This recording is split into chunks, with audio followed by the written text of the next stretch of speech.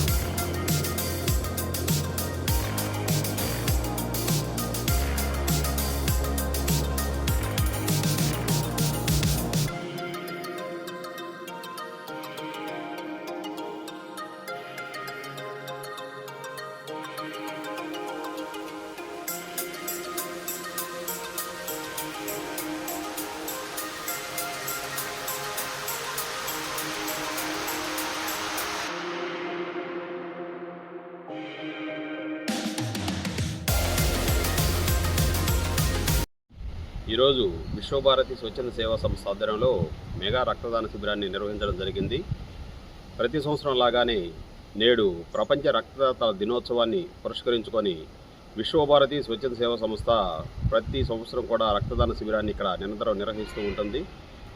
ఇక్కడ ప్రమాద సమయంలో ఏదైనా ప్రమాదం జరిగినప్పుడు అత్యవసర సమయంలో రక్తము ఎంత విలువ అనేది వచ్చేటువంటి ఇక్కడ ఉన్నటువంటి సుదూర ప్రాంతం అయినప్పటికీ కూడా ఇక్కడ అందరికి కూడా వివరిస్తూ వారి వద్ద నుంచి రక్త సేకరణ అనేది చేయడం కూడా ఇక్కడ జరుగుతుంది. కాబట్టి ఈరోజు జరిగిన కార్యక్రమంలో భాగంగా ప్రపంచ రక్తదాతల దినోత్సవం సందర్భంగా యువతీ యువకులందరూ కూడా రక్తదాన శిబిరంలో పాల్గొని ఈ నేడు జరిగిన రక్తదాన శిబిరాన్ని జయప్రదం చేశారు. అదేవిధంగా